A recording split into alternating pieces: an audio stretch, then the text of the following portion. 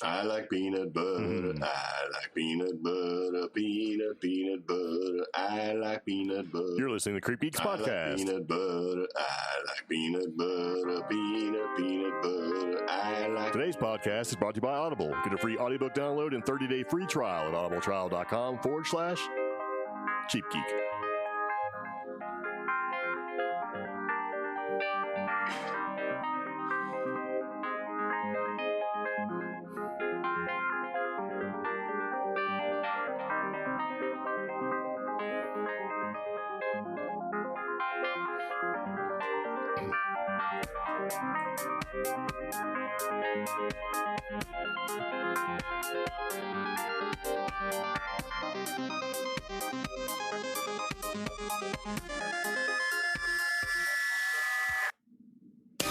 So, welcome back to the CreepGeeks podcast. It begins again. This is episode number 92. 3D printed Bionic Eye, LochNess, Nessie, and mom shaming. Yeah. Mom shaming. LochNess Nessie. Well, they can't hear me, can they? Yeah, they can hear you. Just because, see, look. See these little things? That's the output going out. Now, I can turn you all the way down, and then they can still hear you. Well, it's very loud. So if you turn this down, well, then turn it down. Watch. See? There you go. It's all on you. So loud. Is it so loud? Yes. I'm thinking you're just going to need to metal it up. Get some metal. Very nice. All right, so we're back again with the CreepGeeks podcast. It's got me all twisted here. We're doing something weird this time. Yeah. This time, for those of you who are tuning in for the audio side of the podcast, we decided to take it off of Facebook and put it on YouTube because we were having problems with the Facebook's lag and everything else like that. Mm-hmm. So we're back again. This time we're on YouTube. And just for those who don't know, I'm Greg.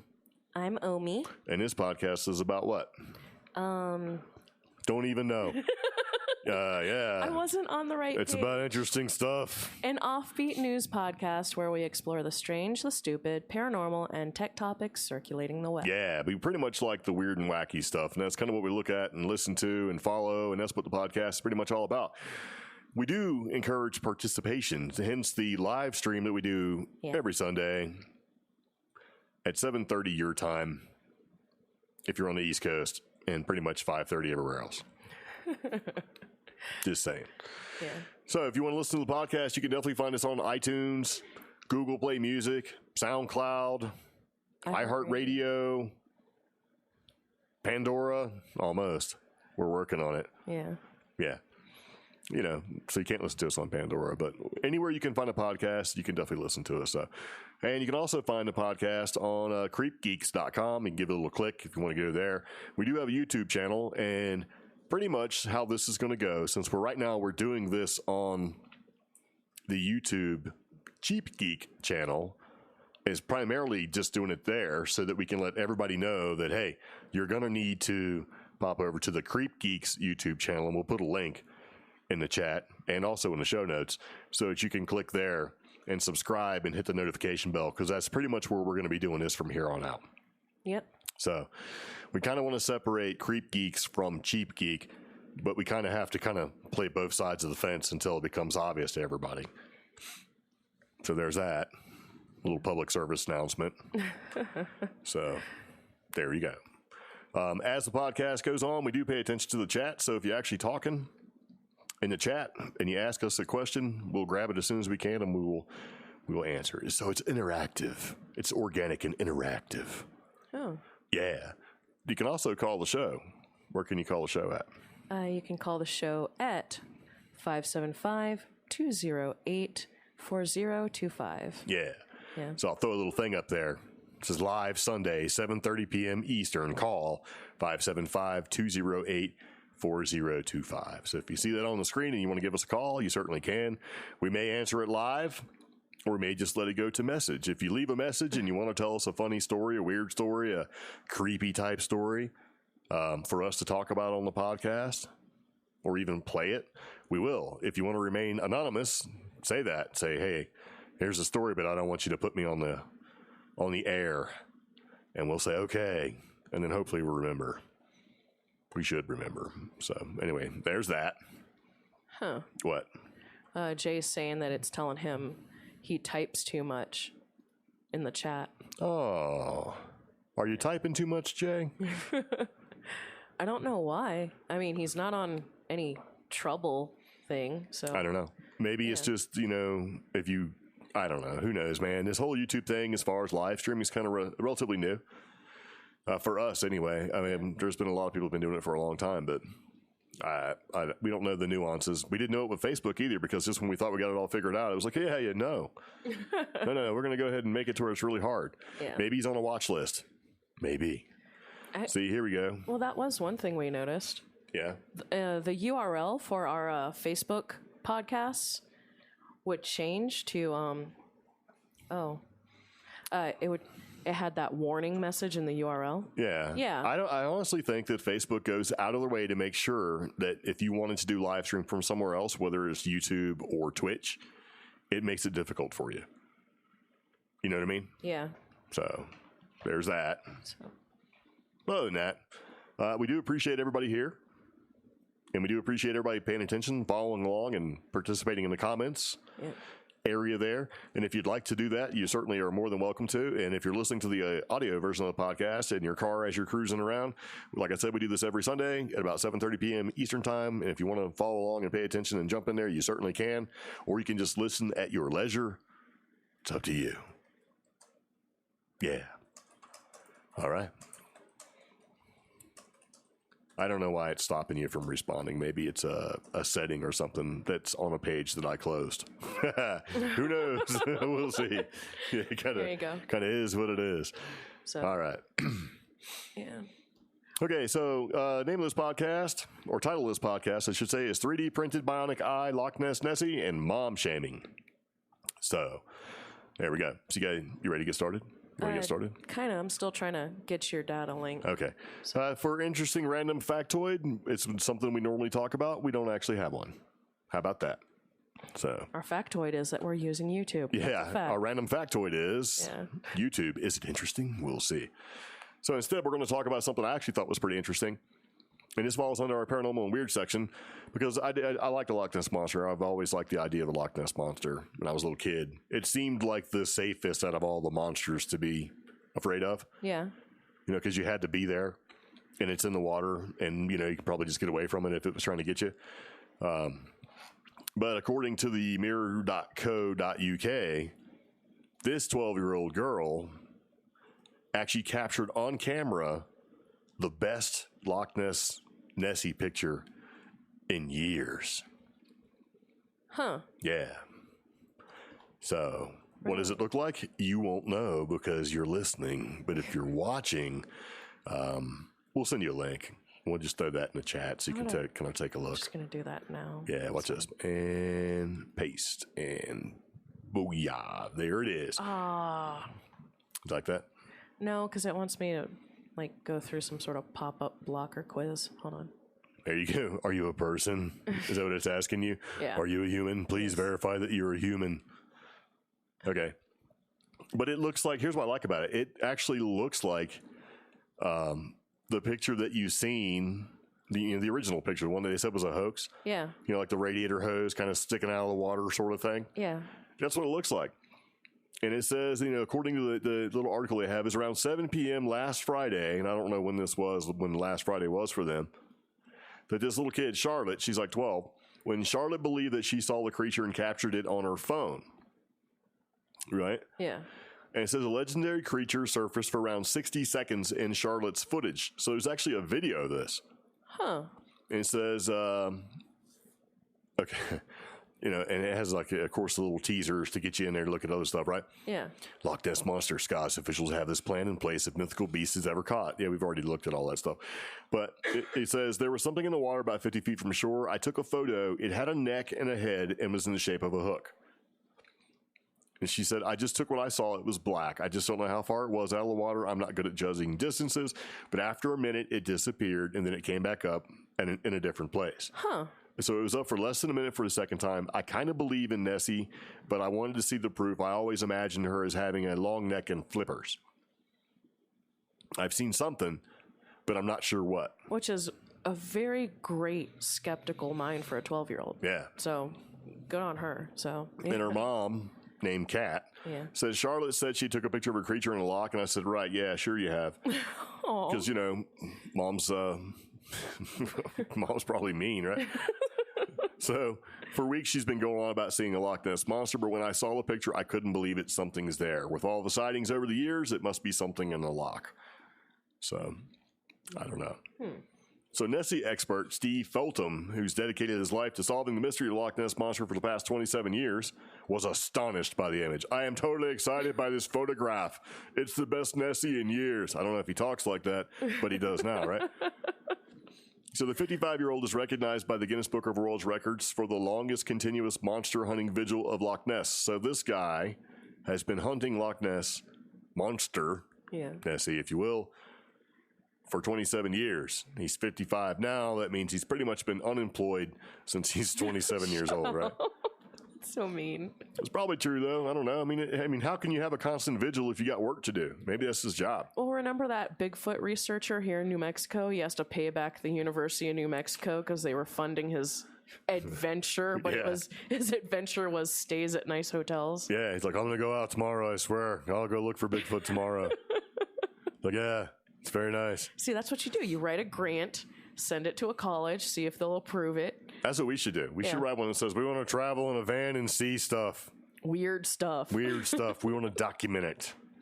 Make little mini documentaries, little 5-minute mini docs. Yeah. Yeah. Oh. Like the small little burger or like burger bundles. Okay, let's see what's going on in the chat here. Can't you throw up a picture for us? No, I can't. I've already told you that. How about that? No, I can't throw a picture up. It doesn't let you do that. Well, let me explain. And this is something we're working on for the future. It's going to require an extra monitor where I can actually share that screen by taking the software that we're using and putting it to that. I can't really do that right now without shuffling through about 15 windows. So, yeah, that's kind of where it sticks right now. Yeah. But I'd like to be able to put up a picture for you, but I just can't do it right this second. So I'm thinking about buying like maybe a little mini USB monitor, like a 10-inch monitor. It would be kind of small, and maybe see if that actually works, because this whole setup needs to be mobile in case we need to flee. So if the Men in Black or black helicopters or somebody starts beating on the door, we can grab what's important and leave. Who is going to... You're going to grab the dogs, and I'm going to grab all my camera stuff, and then we'll be in jail before we ever get out the door. That's what it'll boil down to. Yeah. Especially with these dogs. Turn your iPad to the camera to show a pic. No, because the iPad does not have that stuff on there. The iPad has this stuff, like music. You should have hit the Seegers and stuff like that. No. But yeah, it's a little bit slightly more complicated because the iPad is acting as my mixing board, my sound board, I should say, my sound cart, which is going into the mixer, which is the mixing board, which is going back into the camera and then being fed to the laptop so that it can go to the internets so that you can ask me that question. Yeah. Yeah. So you're supposed to spend a lot of money to do this. This is only a little bit of a lot of money. Yeah. So it kind of is what it is, you know, and the software that we're using will let us do most of it, but you know, we're also doing the live podcast so that you can see it in live stream, but I also have to capture the audio side of it so it can go to iTunes and SoundCloud and Google Play and everywhere else in the RSS feed. So yeah, it's slightly more complicated. That's why we threw the link in there. So when you click on the link, if you do the right click and kind of pop it out, you can see it and kind of come back into it. But we are working on it. So it's something. Because we're kind of riding down the middle with this sort of thing, right? It's like, are we just going to do a live video podcast and hope for the best, or are we going to do both? Yeah. What do you think? We're going to do both. Maybe both? No, we have been doing both, so we're going to keep doing both because we actually have about 1,000 downloads. People that actually listen to this podcast every month at least. So out of 1,000 downloads, we've got what, like 10 very 16 devout people. So out of 1,000 downloads, we have 16 people that are watching right now. Yeah. Yeah. So, yeah, so the iPod is top secret, but it's kind of a thing. So we're trying to work out a way that it makes it easy so that you guys can actually see it. Because, I mean, honestly, if we took the iPad and put it here, even though we have that static image, it might, I don't know how well that would actually work. We should probably try it sometime. Well, you have a really good camera. It probably won't do that, like, that video thing that you still see on, like, local news, you know? Yeah. I don't know. It might. But Yeah. yeah. When they use their broadcast cameras versus, you know, a good camera. So. That's true. Yeah. We'll have to see how that goes. So. We should test Yeah, not to be mean, Teaspoon, but that's kind of where we're sitting with that for this particular time. But we are working on it. So, yeah, the truth is in there. Yeah, I see what you did there. Better than usual on Facebook. Good. So I'm glad the audio and video quality are there. Yay. But I'm really glad that picture kind of popped up because it does look just like the 1930s or whatever year that was version. I'm kind of amazed by that because it's like, a what? 12-year-old kid, and you got to think.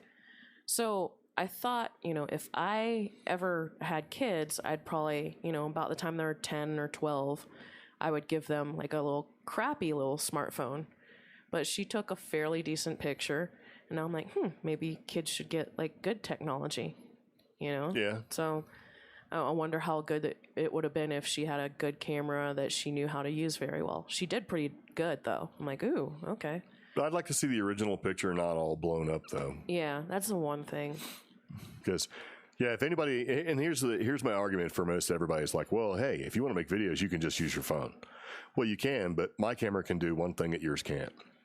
What? Zoom, like seriously zoom, not like this little fake optical zoom built into them, but I mean like for real zoom and not some digital zoom either. You know, go from 28 to 70 in 2 seconds and the quality doesn't change instead of being digitally extrapolated to get bigger. You know, like you see on like the shows, like the crime shows, they go, oh, I can't read that license plate. Enhance. Enhance. And they keep getting it bigger. And we're like, wow, that thing's got amazing enhancement because, you know, go ahead and take a thumbnail and try to blow that pig up to put it on the internet, and it just turns into a bunch of blocks. Terrible pixelated blocks. It's awful. Yeah. So that's a really cool picture. It's very, very nice. This kid looks to be like a good kid. Doesn't look to be shady, you know? Well, doesn't look like it has like an ulterior motive like some people, right? I mean, it's kind of hard at 12 to look like you belong at like Crystals and Enlightenment Convention, you know? You never know. So here we go, right? And people are saying, you know, there's clearly a solid object in it, and it's relatively clear, and it definitely warrants for further study, right? Yeah. There may be a more mundane explanation, such as a seal, but I have not heard of a seal in the Loch this time of year. For my money, it's larger than a seal or an otter. It's a fantastic picture by Charlotte. And there have been 4 recorded sightings this year of the Loch Ness Monster. Yeah. Yep. Because remember that guy was all worried, oh, Loch Ness sightings are down this time of year, because that's that guy's job is to record the Loch Ness Monster sightings. Yeah. Yeah. But here's another thing. Like they mentioned someplace in here, because I just scrolled too far. One of the last sightings was August 5th-ish. Yeah. And here's the thing. It was around the time of, I guess, when people in that area go on holiday or go on vacation. Yeah, which makes sense because the more people you have at a vacation place or the Loch, the more likelihood you have more sets of eyes looking, I guess. Not just in America, but around the world, less people are able to go on vacation. So, of course, Nessie sightings are going to be down because we're all working too much. Yeah. So, yeah. We all ain't got time for that. So. Well, there's been 11 accepted sightings since 2017, which were the highest in this century. That's good to know. Yeah. There we go. So I thought this was actually pretty funny. This next story. I got to play some spooky music, though. There you go. You ready? Let me turn down a little bit. Okay. Connecticut man faces charges after shooting at ghost. Right. A Connecticut man told police he was a paranormal investigator, and he faces several charges after firing shots in his house and what he told police may have been a ghost. Okay? Yeah. So he's 25. His name is Christine Duveau of Tolland, Connecticut. He's due in court on September 11th on charges that include illegal discharge of a firearm, making a false statement to police, second-degree reckless endangerment, and misusing an emergency call, and disorderly conduct. Okay. So he's got a whole litany of charges. Yeah. So the police say that he basically put 2 bullet holes in his wall, right? He's like, pow, pow. And initially reporting the incident as an attempted break-in. He later told the police that he believes the intruder was actually a spirit. So what he did was, he's like, holy crap, there's a ghost. And he shot twice. Yeah. Then he was like, crap, now the cops are going to come. I can't tell them I'm shooting a ghost. So I'll tell them that somebody broke in. Oh, God. Right? So he's free on a $5,000 bond, and he didn't immediately return a telephone call, right? Yeah. State police told the Journal Inquirer of Manchester that he made a similar report back in 2011. So he's got 4 holes in his wall. Yeah, that's what it looks like. But see, here was my thought, though. What if it really was? What if he really seen something and is freaked out and he didn't know what to do, so he started shooting at it? Yeah. I mean, you know, because he is a paranormal investigator. Okay. But I mean, what if it was for real?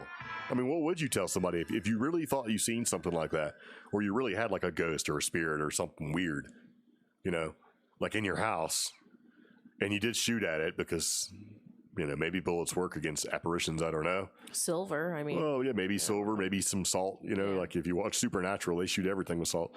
But you know, what would you tell the cops? Hey, it's okay, guys. It was just a ghost. I got it, man. We're all right now. Goodness, I got nosy and looked the dude up. Why would you do that? Now you're going to be disappointed. Look at. He's a doctor. What? He is a doctor of internal medicine. You got to put a link so everybody else can see the doctors. And he has a bachelor's from California Polytechnic. That makes him even more crazy, because if the cops would have showed up and this guy was like a crackhead or something, they'd have been like, okay, fella. He did his internship at Kessler Air Force Base. Really? Yes. Wow. So, this guy is a doctor. Nice. And Jay, good point. If he was a paranormal investigator, wouldn't he know he can't shoot a ghost? Well, maybe he was just maybe he was scared. Yeah. Just, why are you going to shoot it? I agree. I mean, they're apparitions, so. Maybe. Yeah. I should not have looked the dude up. I feel weird. See? Yeah. Kind of strange, isn't it? Yeah. But I mean, what would you do, though? If you seen something crazy like that and you're a paranormal investigator and it followed you home or whatever and you didn't know what else to do and you shot it, I mean, maybe what would you do? Not him. I hope it's not him. I just think it's weird. That's the first result when I put his With somebody that's famous? I don't know. Or has their stuff together? Yeah. So rather than some weirdo shooting at ghosts? You're like, what? That freaked you out even more than some, what'd you think, some toothless guy is like, yeah, I shot it, you know? Yeah. And you see a doctor, like, what? What? So, I don't know. It's just, I expect some of these people, it's like, man, when we read he's a random normal person. Well, with the exception of like, when we read a Florida man articles, a lot of the times when I read some of these weird news, I'm like, who would do this? And then if I look and then them you up, see the picture, you're like, oh yeah, that guy would totally do that. Yeah, that makes sense. Yeah, you know? I can see that. Yeah. But this guy, I don't know. And the fact that he had something else happen to him back in 2011, you think he would have learned his lesson. You think. Or maybe it's the same one. Maybe he's shooting at this ghost. Yeah. Right? Or this spirit or whatever he alleges to be, whatever it is. Maybe that's what does it. Maybe you pop a couple shots off and it goes away for a couple of years. So that's what it takes? Well, maybe he didn't know. Maybe he like shot it and went away and he's like, oh, sweet. But then it came back. He's like, oh my God, it's back. And he popped off a couple more rounds. Huh. Who knows, man? Okay. Who knows? So we got people in the chat. Yeah. Hello. There's Cassie and Jay and Jessica. Right? Yeah. And everyone else who's still here. So, how about that? fighting a sneeze already. It happens. Yeah, I thought it was actually kind of funny. He's facing like $5,000 bond and a whole bunch of charges for shooting at a ghost. You probably have an uncle like that. So there you go. If you're in the comments, or if you'd like to leave a comment if you got a crazy uncle like that, that'd be great. So it kind of is what it is. There's a fly. Yes. I hate flies, and I don't understand. Get away.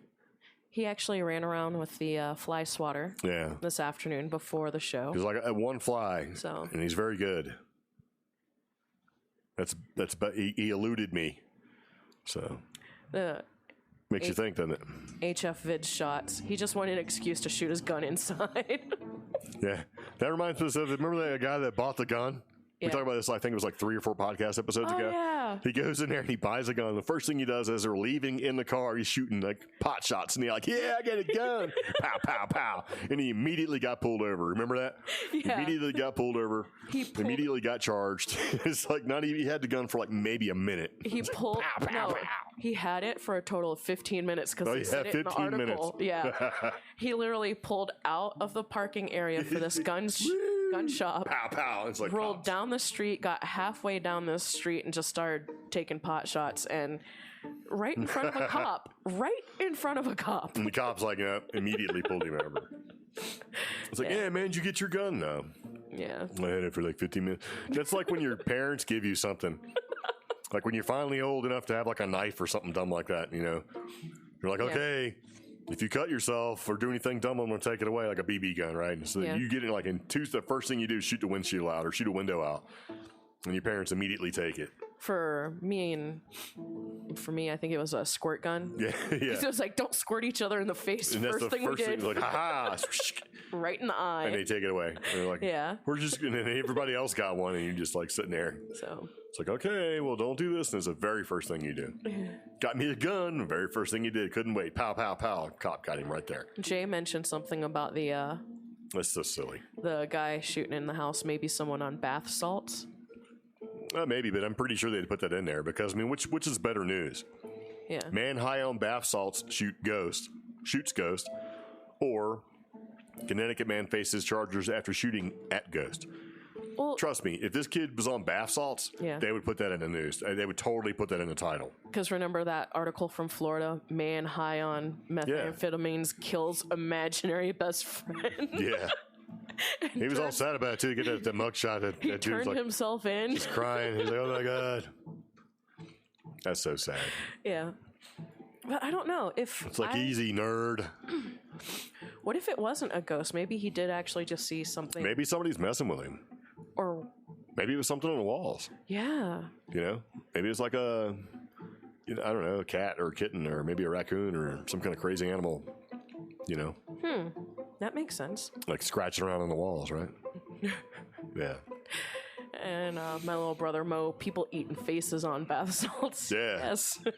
you know, when you read these articles and stuff, a lot of times on the internet, and you're like, okay, that's kind of interesting. Then you kind of have to do the perusal where you peruse over to the right or left and look at the links, right? Yeah. And recommended for me, astronaut quits halfway through training. First time in 50 years. Why is that recommended for me? I don't know. And he's happy about it, too. Oh. Right, for the first time in 50 years, an astronaut in training is quitting NASA. Oh, gosh. Yeah. So this guy named Rob has resigned halfway through his 2 years of training at Johnson Space Center. And I don't know why he left. Okay. Yeah. That's all it says? Well, I'm looking at it. It's like he was working as a senior manager at SpaceX when he was selected. And so at the time, he was hoping to fly on a vehicle that he helped design.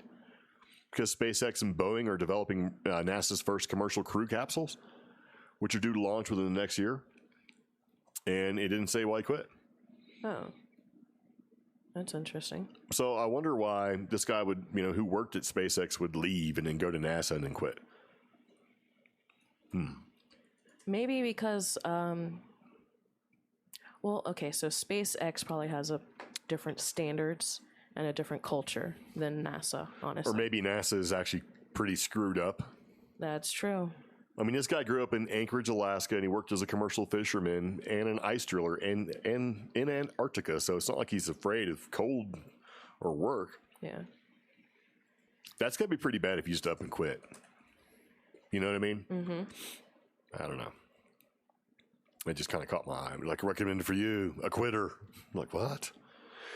Okay, so We should there go you to SpaceX here in New Mexico. well, we can, but remember, you can't just go. We actually passed it. We actually Yeah. passed SpaceX. Excuse me. You can't just show up. You have to have, like, Yeah. call. You got to call so somebody can unlock the gate.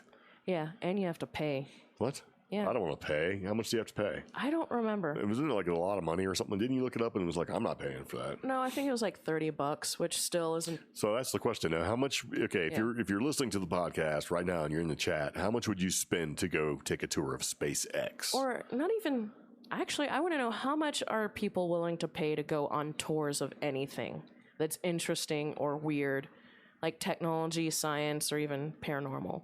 What is the price of a ticket worth to you? Because here in New Mexico, it is all over the map. I mean, I found a couple of places on one of our last yeah, it doesn't really vacations say. where it's free to go to like some ghost towns or a paranormal walking tour. And then I found stuff where it's like $200 reservation. And No.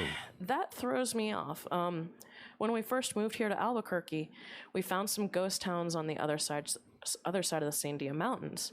And I got super excited because I was looking at a pamphlet that was a year and a half old. Yeah. Sometime in that year and a half, someone bought up the ghost town and was charging for 4-wheel drive tours somewhere in the $200 to $300 range, Yeah. depending on the amount of people you had with you.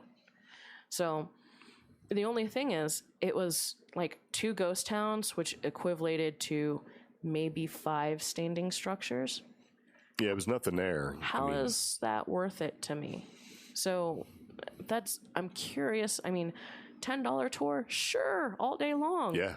I bet it supports like the local tourism board or something. $350. $350? No thanks. It's got to be at least the price of a movie ticket, You know, and I would think. I mean, do you guys have Maybe stuff $10 like that? at the most. Yeah, in your area. Yeah. See, HVID shots, $10. Thank Well, you. it's like when we went to, we actually went to the meteor crater. We were going to take a tour, Yeah.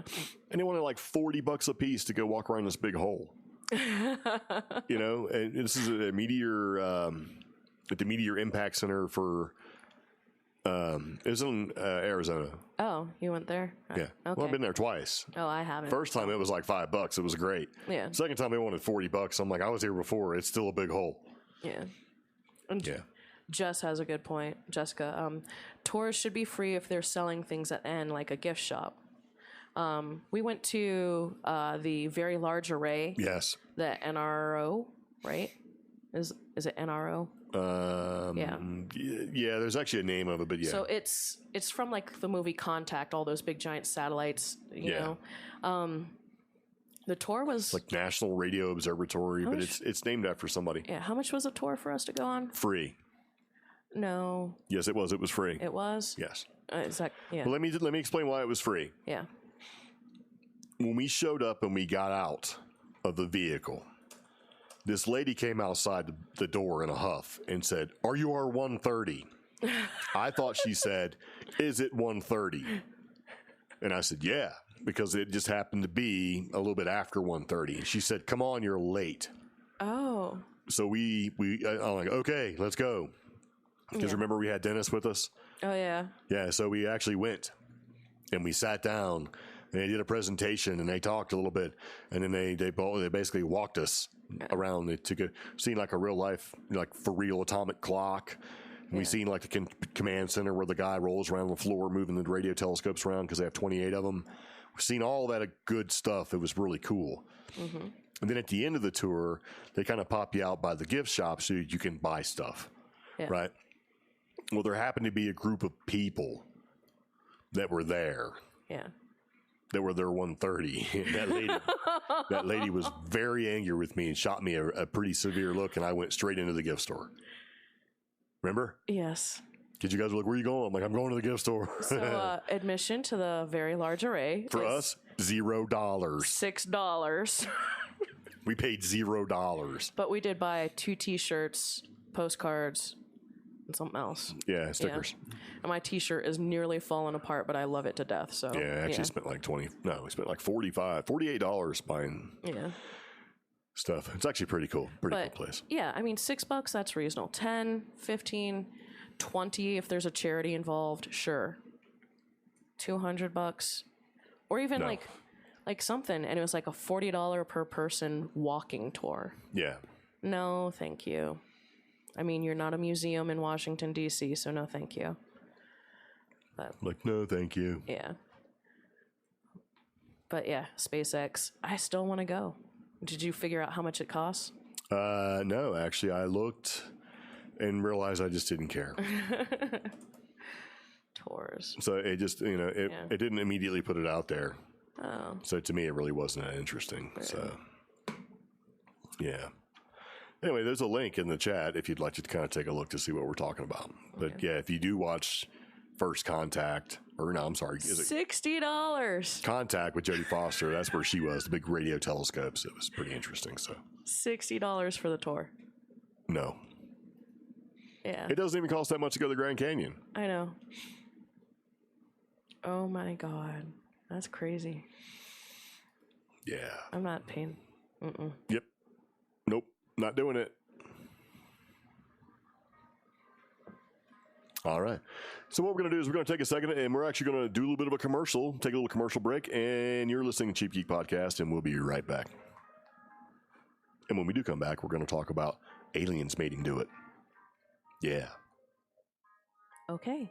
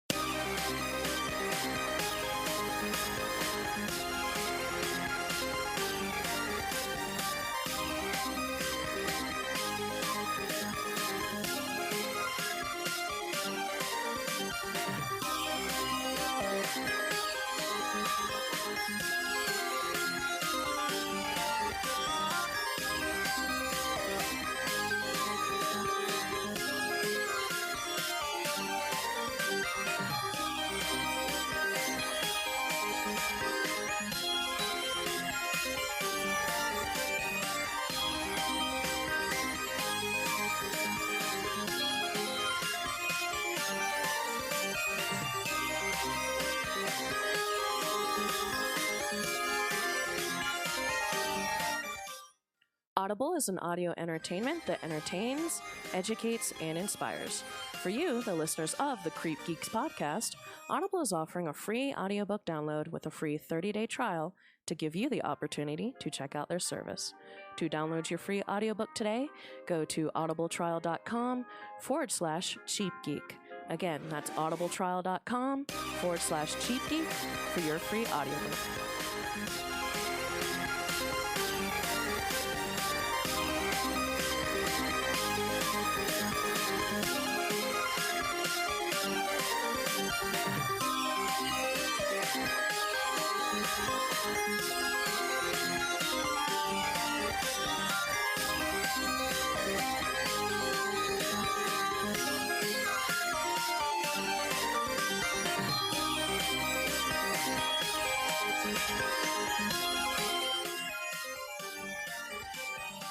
I would just like to take a second and call out Scott. So what?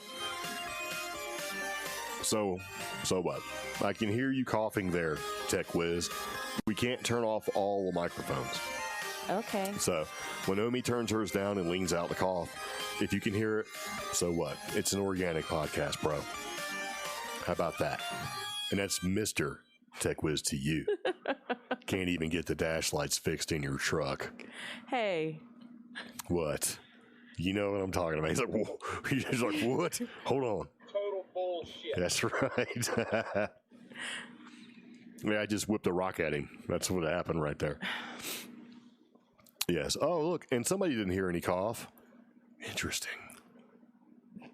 Very interesting. What? I'm not having it today. Today is one of those days. It actually kind of, as we get further into the podcast, I noticed a trend here, and it sort of got me. And see, Brian says he heard it. Okay, pink. What does that mean? I don't know. Is that some kind of army thing? We'll see. Pink. I got your pink. I got some pink. Take that. Let's just simmer down, calm down a little bit. Let's just bring it back in. Yeah. She's deaf in one ear. What does that mean? That's not nice. Hello?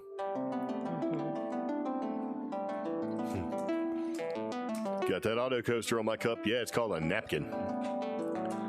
Or a paper towel. Yeah, the big gulp was sweaty. Anyway, all right, getting back to the podcast before we were so rudely interrupted by the comments there. Like, how dare you? So, okay, so anyway, this was actually pretty funny. Uh-huh. Yeah. You can go ahead and talk all about this all you want. Or do you want me to? Okay, here I go. You gotta be quick. E.T. told me to do it. That's right. Aliens. Aliens made him do it. What's that guy's name from the guy with crazy hair? Oh. George Kasakalis or whatever his name is. Ancient Aliens guy. E.T. told me to do it. UFO alien landing pad built in Argentinian desert. A UFO landing pad has been built in the wilderness of Argentina and was created by a man who claims aliens told him to create the site. So, the strange monument is believed to have been built by a Swiss man called Werner Josli? I don't know. Okay, the landing pad is a collection of white and brown rocks placed in the shape of an ovniport, a monument which resembles a star, which conspiracy theorists have linked with extraterrestrial activity. Mr. Josli, I'm struggling with that name, built the monument in the Argentinian desert just outside of the small town of Cachi in the province of Salta. The large monument is surrounded by smaller pieces and can be seen from the skies, which would be handy for any UFO driven by an alien as they approach Earth. Which I think is funny because that's actually my little theory, well, many people's theory about the Nazca lines. Yeah. You know, they're kind of like road or highway signs for aliens. Yeah, they're aerial markers. Yeah. That's what the theory is. So it makes sense that you would build an alien port that big, but to say that the aliens told you, that's where I'm a little, Maybe it happened in a dream. So he claims he was in some place with his neighbor Luis. It was midnight on November 24th, 2008. It's a UFO night, I said to Luis. And the sentence was not over when two luminous objects advanced about 200 meters above them. They were staying at some river. They saw solid, circular, burnished metal objects. He doesn't know why, but mentally he asked them to come closer. And they did. So, yeah. They landed about 100 meters above their heads and then projected a beam of light that made both of them see their own brightness. Okay, that's a little love and light for me there. They're our friends. Yeah, pretty much. They asked us... Aliens are our friends. Yeah. Something began to bubble through his brain. That sounds painful. And then they telepathically asked me to build the airport. Supposedly, after receiving this message in 2008, he immediately got to work in constructing the star, which had 36 points and measures 48 meters in diameter. That's pretty big. So, yeah.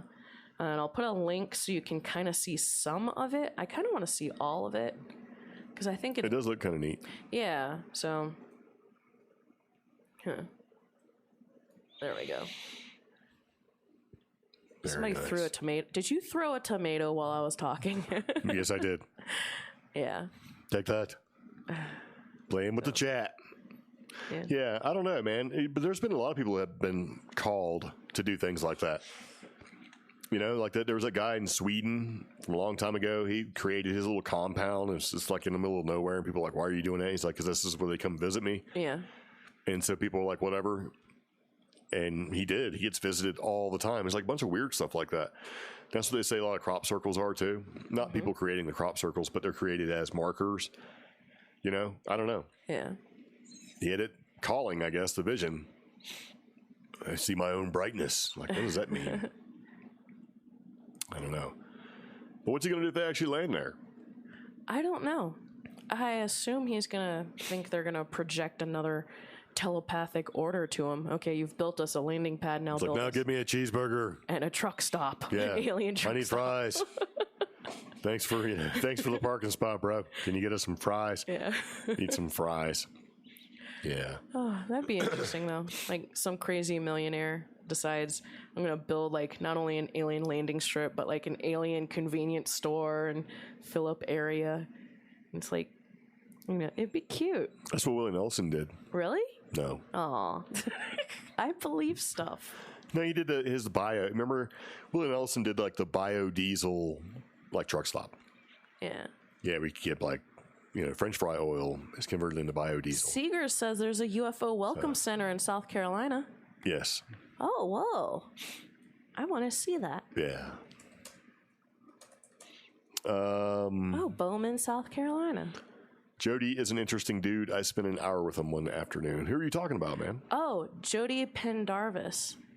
He is the guy who built the UFO welcome center. Oh. Yeah. Oh, that's pretty Very cool. nice. Okay, I want to go there. Very, very nice. I vaguely remember seeing this because I used to live in South Carolina. Yeah. Yep. I used to live in Goose Creek. Well, he has his own Wikipedia, so that's pretty cool. Jesus place is a tourist trap. They're charging $5 a gallon for dilithium crystals. Exactly. That's what I wanted to say. Yeah, it's in disrepair.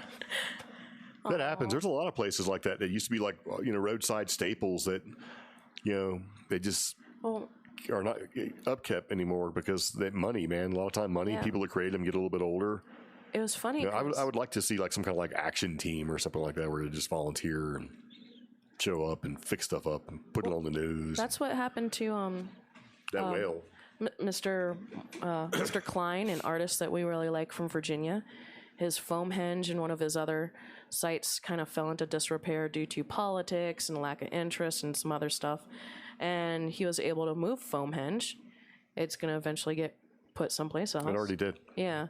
And then one of his other projects, an investor is getting it fixed. So that's kind of cool. But I thought it was an interesting trend how towards the, you know, it was during a certain time period where interest in his stuff just dissipated. And then all of a sudden now, within the past couple of years, it's been reinvigorated. So we're going to see more great work from him. So, yeah. Well, I think it's because I think a big part of it is social media. I mean, we went to his studio, Seegers.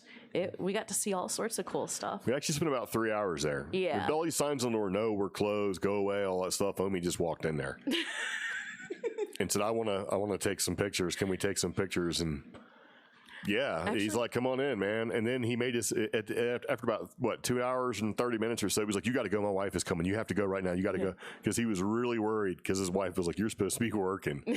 And he was like doing magic tricks for us. You know, and then we seen him the next day as we were leaving. He was like, hey man, how's it going? Like, hey man, you know. Yeah, I took video of him playing with one of his new floats, parade floats. Yeah. And then I got so mad because the sound got messed up on it. So, yeah. But yeah, it was he was a very cool dude. Had a good time. And we actually spent a good hour talking about social media, how to set up his Facebook, how to set up everything.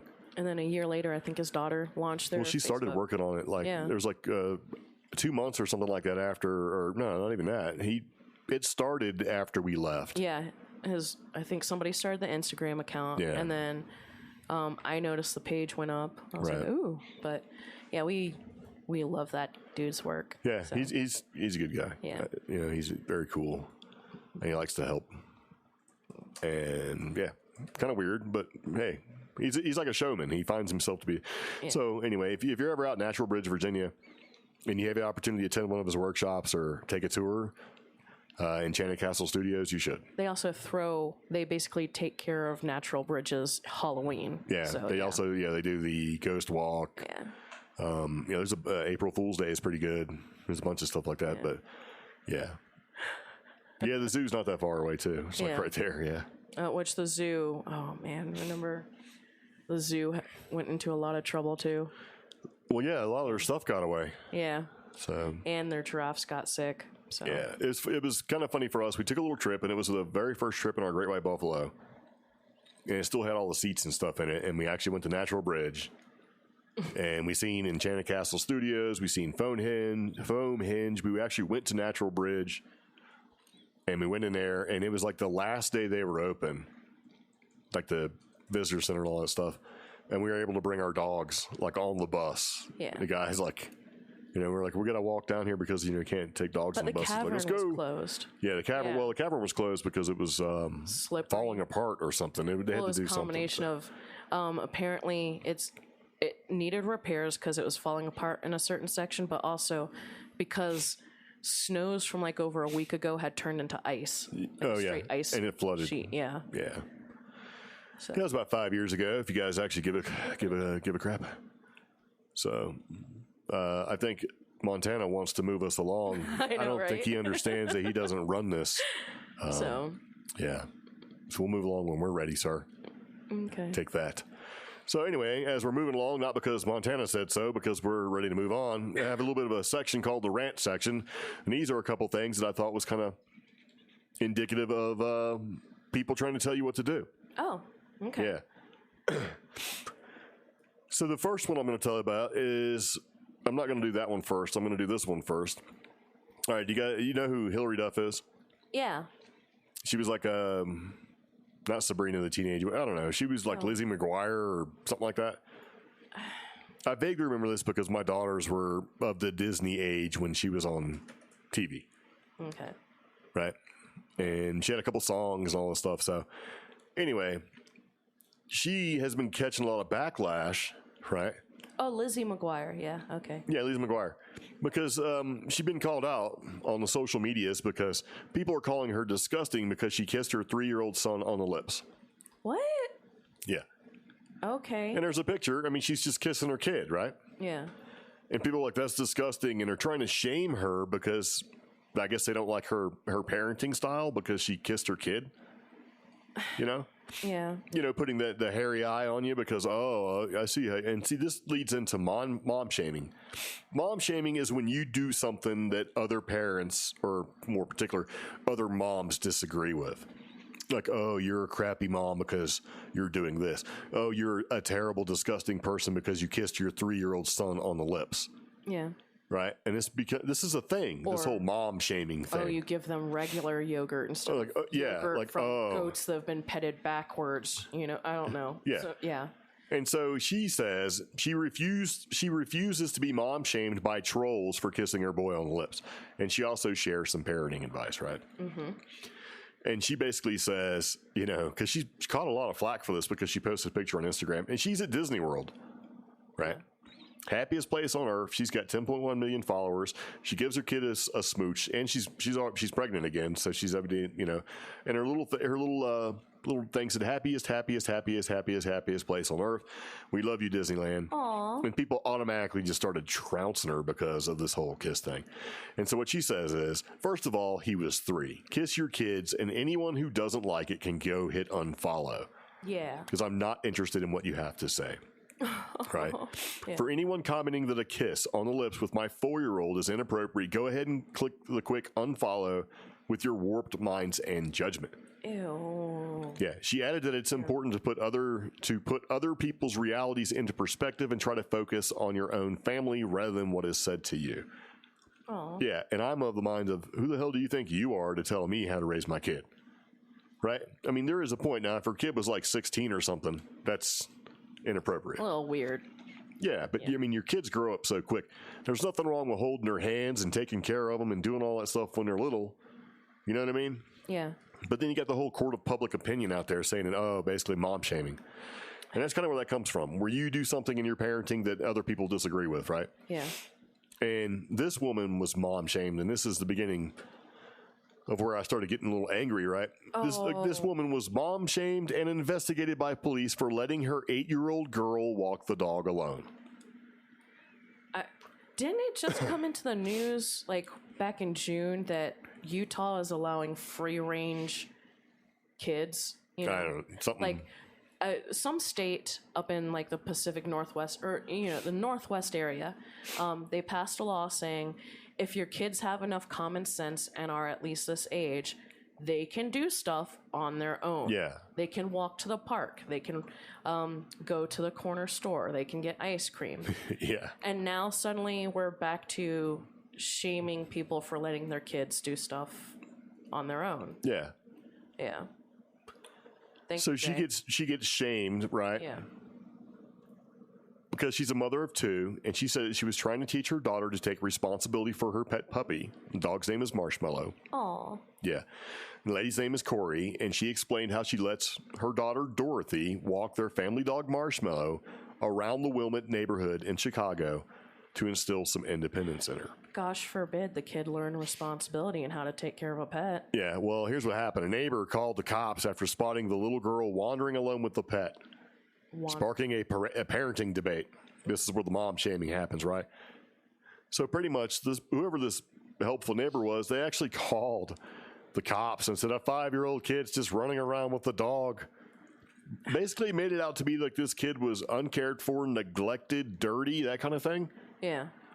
And see, and people are mom shaming her and fear mongering because she let her kid walk the dog. And the lady, she maintains that she can see her daughter, who is homeschooled, from the window for most of the walk, and that teaching the children independence and responsibility is important. So the neighbor reported that Dorothy was 5 years old, even though she's really 8. Yeah. And that report led to an investigation by the Illinois Department of Children and Family Services for suspected abuse and or neglect.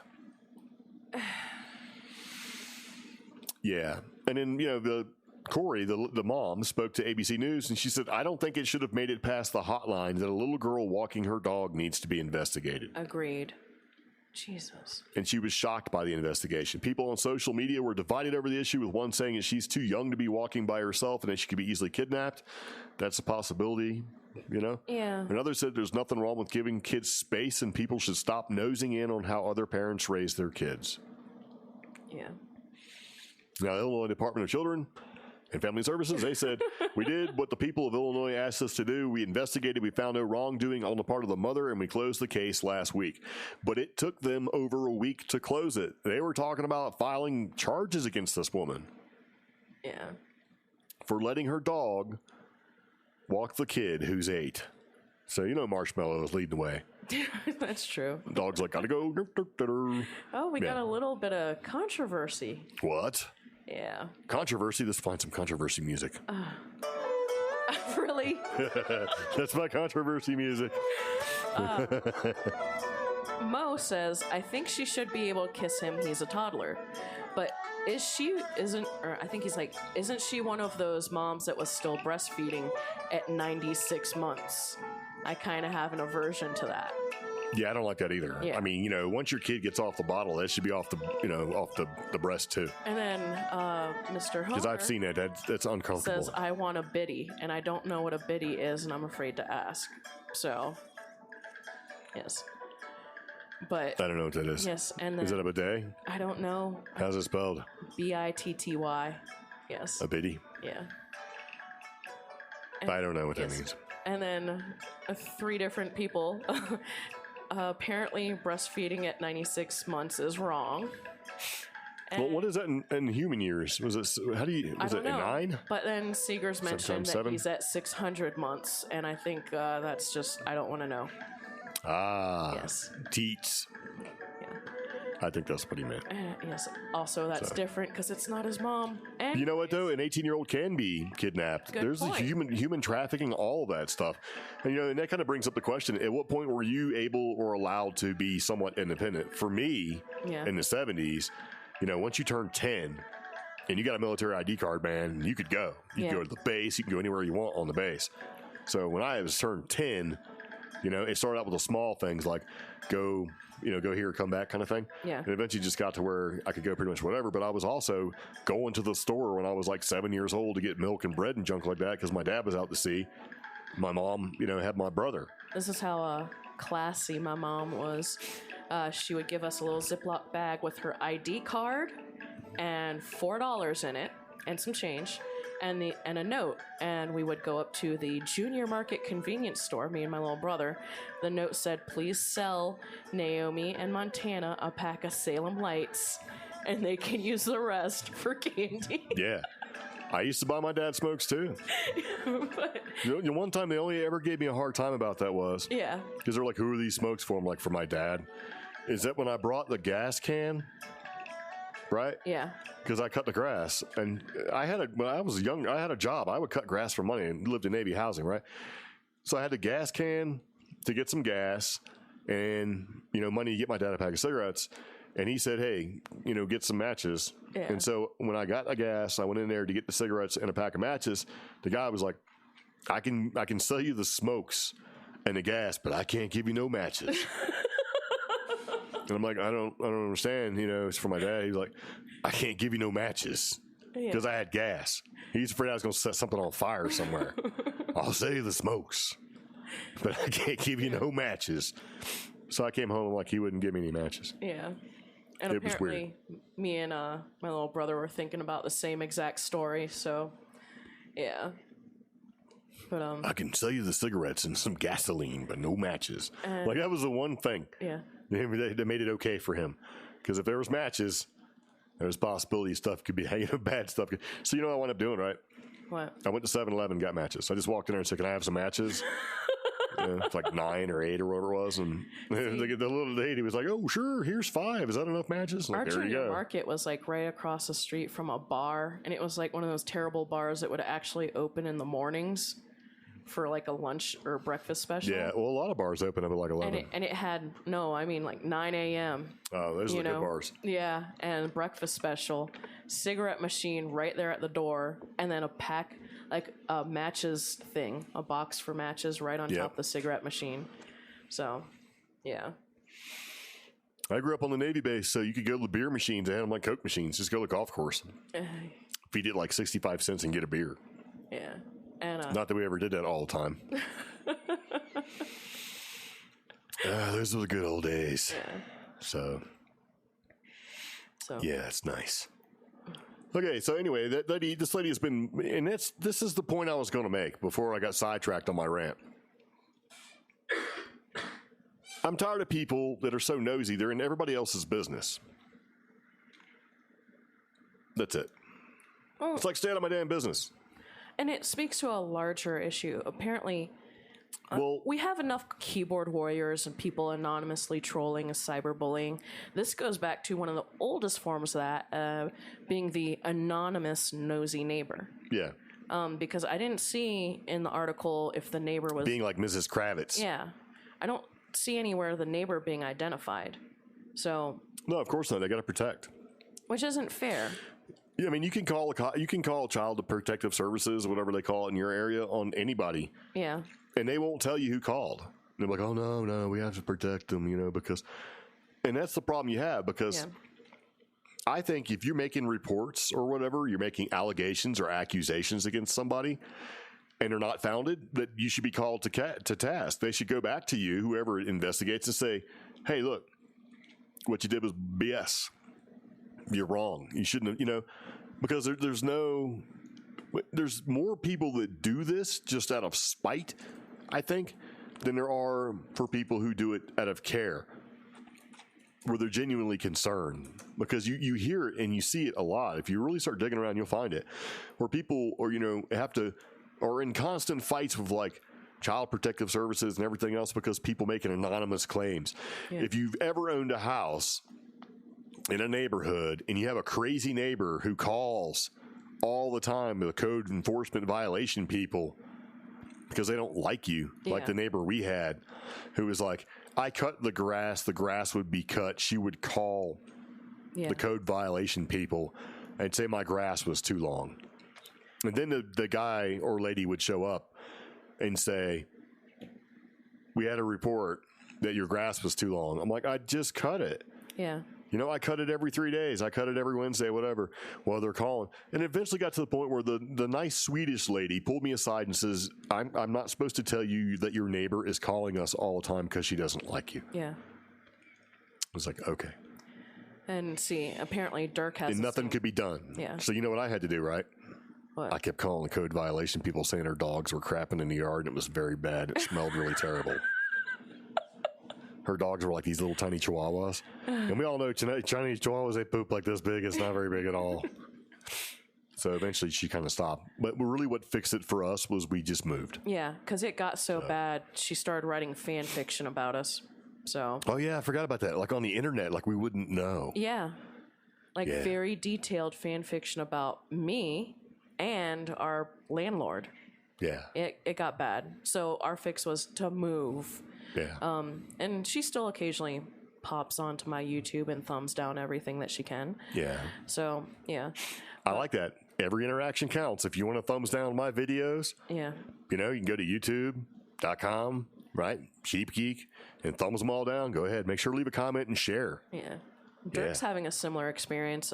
His lady Wes, some 300-pound snoo, that's a great description, at the end of the street, comes out and stops Wes to yell at her for walking the dog while riding a bike, which I think is stupid because I taught Ben to do that when he was younger, you know, how to run alongside the bike. Yeah. And I used to go through most of Portsmouth that way. It's just we'd ride our bike, you know. And I had people try to stop and yell at me, and I'm like, the only thing causing the problem is when you try to get my attention, Ben thinks you're trying to get his attention. Yeah. That's what's causing the accident, you know? Yeah. Let's be clear. The lady didn't make us move. We just happened to actually move. We're like, you know what? We wanted to get out of where we were anyway. And we moved into a different neighborhood. And then from there, we were there like a year. And then we just basically bought our own house. And we just moved in our own house. Yeah. So, yeah. But that lady was crazy because even her dad, who came over and talked to me one day and says, I need to apologize for my daughter, who's like 40 years old. She's crazy, like for real crazy. He was like she takes medication crazy. And I said, okay. And that's the thing. You don't know. That's the only reason why we didn't really escalate all that stuff. Yeah. Was because I felt bad for him. You don't know who is on the other side of the keyboard or the other side of the phone. HVid Shots has a great point. If a child seems being harmed, then yes, say something. But if a kid is being a kid, let them be a kid, let parents be. And I agree. Yeah. However, that makes sense to people of a rational mind, not the people that I think are taking it to an extreme. Yeah. So. And your brother, Montana, is right. On-base housing, there's millions. I grew up in Navy housing, man. Super nosy, everything. So we have a comment from Aolin14. He says, can you do the I like peanut butter? And he laughs at or they laugh at their own selves. Yeah. He's like, can you do the I like peanut butter? Right? Laugh, geeks. Like, I don't know what that means, man. So, yeah, you know what? Hold on. Here we go. I'll just do this real quick. I like peanut there you go. butter. Let it happen. Enjoy it. I like peanut one more time. I like peanut butter. I like peanut butter. That's all you get. And that's why Seeger says he doesn't perform on command, okay? I like peanut butter. There you go. I like that song. I hope it gets stuck in your head. #1 on iTunes for like 6 weeks. Mo, that's a very lovely name you gave to Navy wives. So, look at that. I got 3 purple hearts. Oh. See? So here's Greg did something someone told him to do. No, I did it because I wanted to do it. I'm done. Yeah. He's like, your brother's like, Omni? Oh. Okay, so for those of you guys listening at home or listening somewhere else who can't see the chat that's going on, we invite you to show up Saturdays and then wait till Sunday when we actually do the show.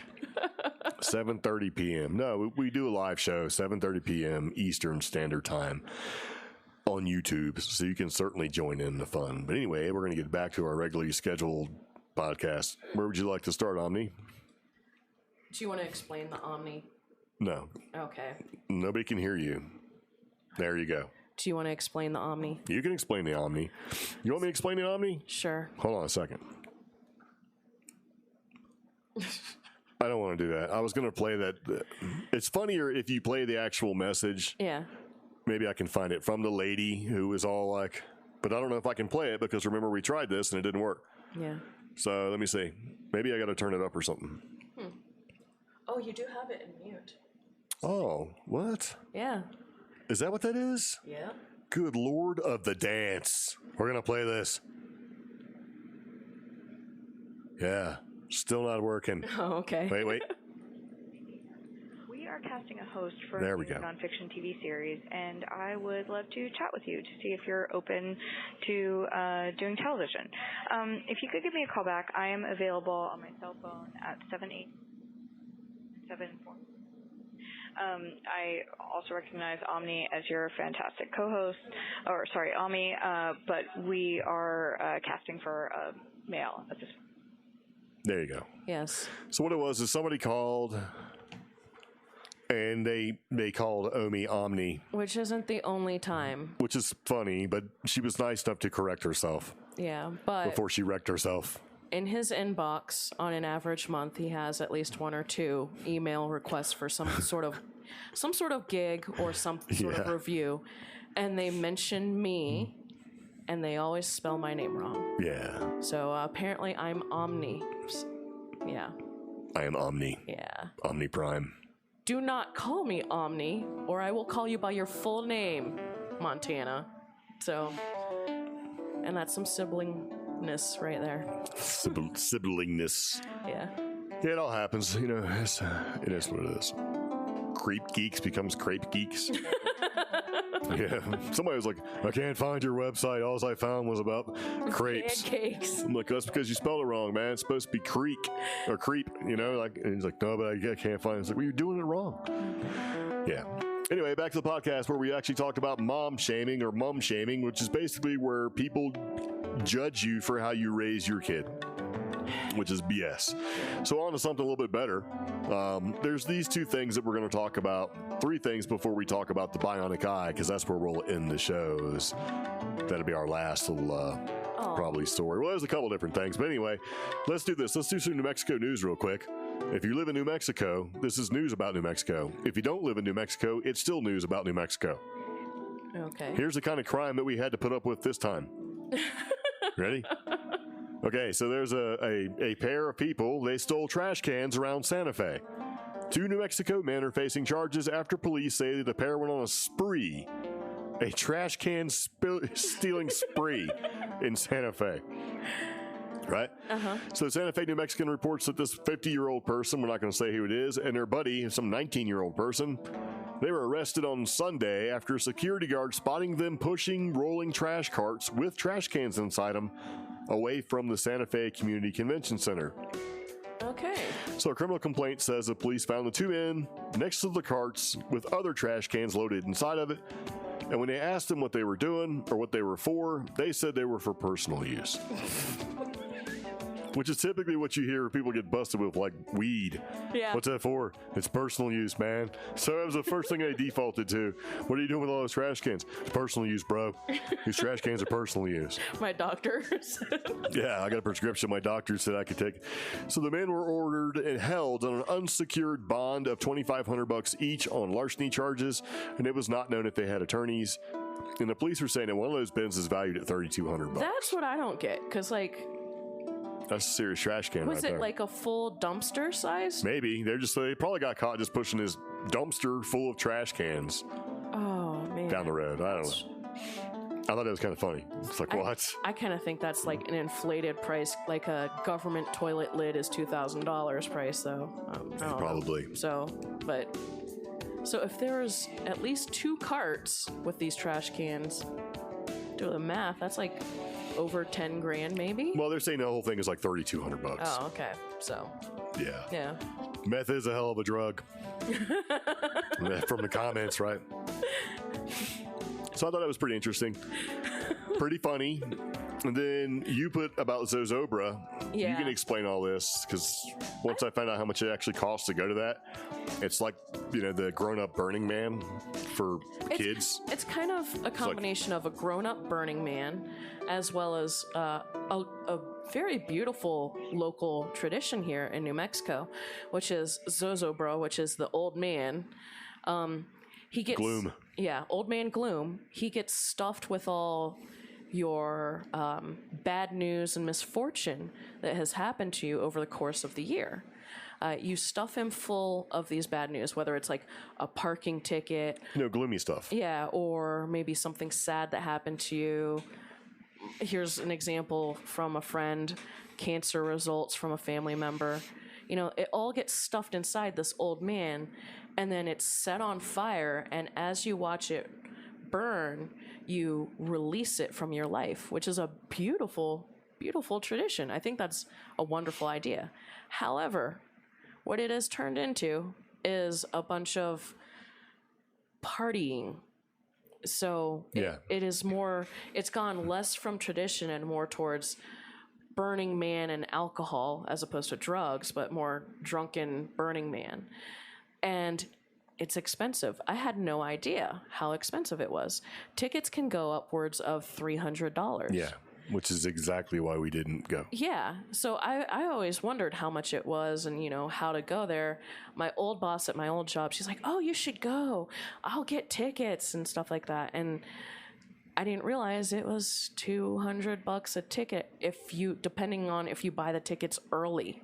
Yeah. So tickets usually get sold out a month before the event, and these tickets are $300. But the organizers each year change, and this year tickets sold out, early. And these tickets, the article is hundreds left feeling burned after Zozobra lights up old man gloom early. Yeah. Well, that's because the event was supposed to happen around 9:33 p.m. It ended up starting almost a half hour early. So people were still trying to show up and stuff the old man with their bad news and their misfortune, but it was already up in flames. And these are people who have spent hundreds of dollars per ticket for the event. And the excuse on Facebook, so where is the exact excuse? I can't find it. Oh, the Kiwanis Club of Santa Fe is apologizing this morning after hundreds of people missed seeing Zozobra burn.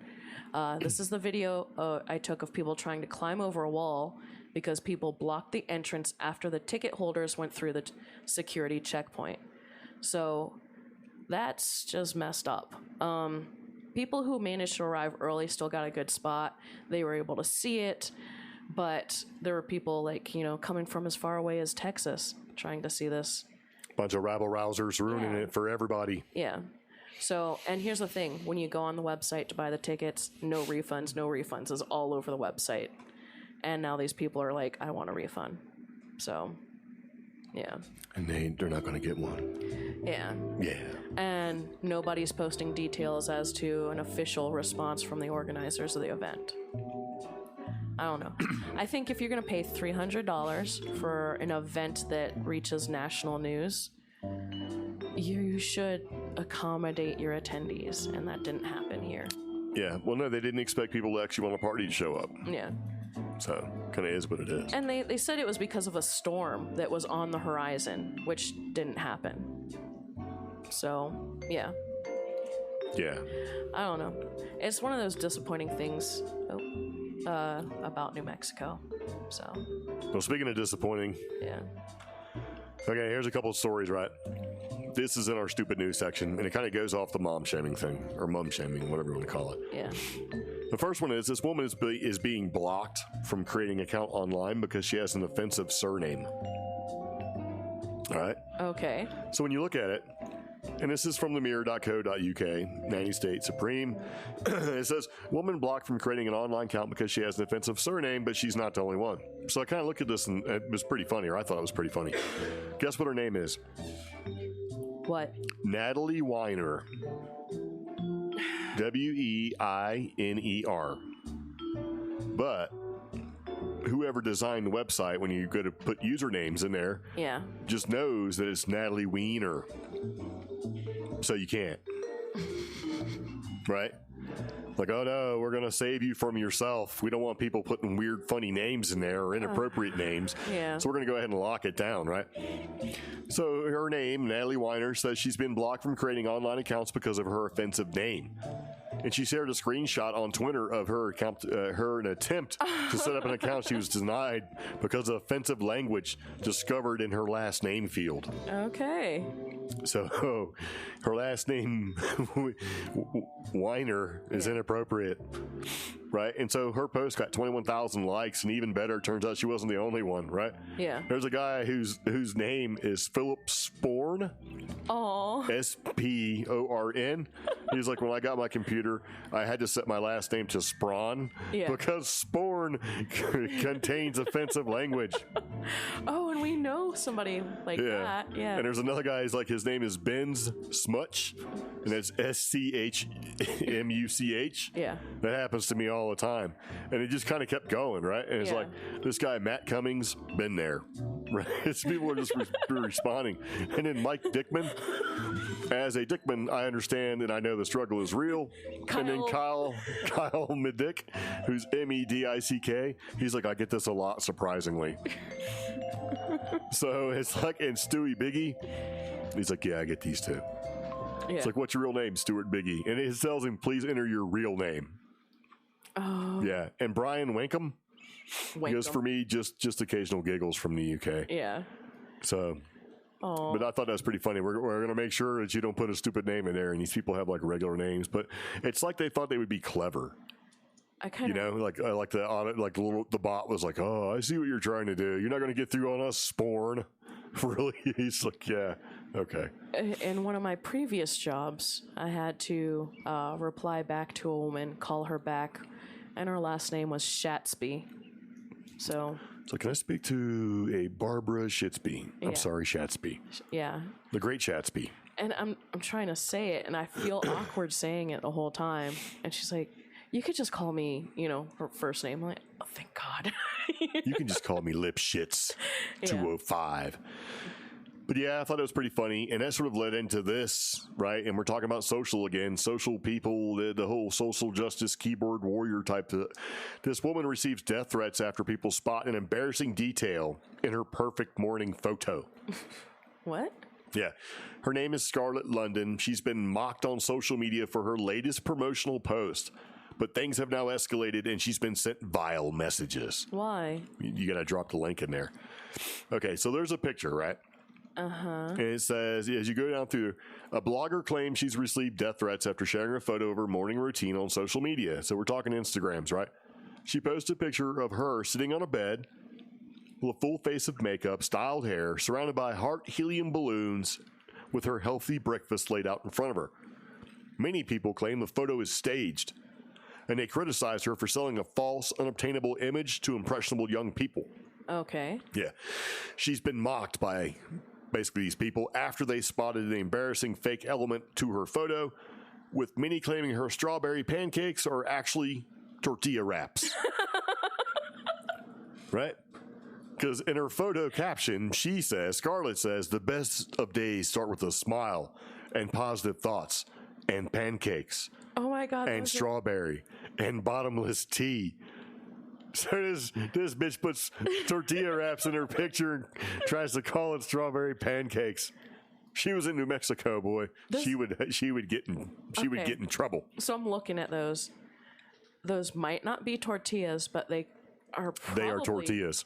They are probably like El Paso brand gordita wraps because they've got less black on them. Yeah, yeah. Like real tortillas have a little bit of blackened on them. Those are definitely not pancakes. Those are.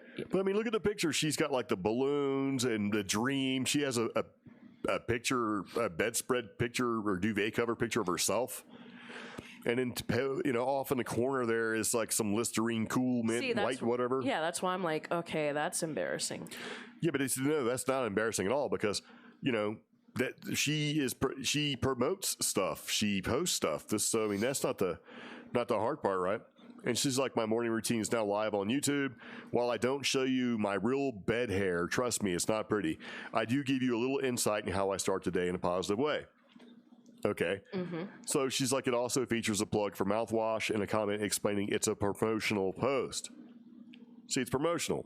Okay. And her post was on Instagram, but went viral on Twitter after unhappy followers took a screenshot and shared it. Like, look at that. These aren't pancakes. She's a lie. It's all a lie. Those are tortillas. Yeah. Yeah. And they have a hashtag that starts called strawberry fajitas. Right? One person wrote, "This is so ridiculous on so many levels. Everything in this pic is just ridiculous and hella fake. I don't know from where to start, from the tortillas or the podcast or the product placement. Hashtag strawberries fajitas."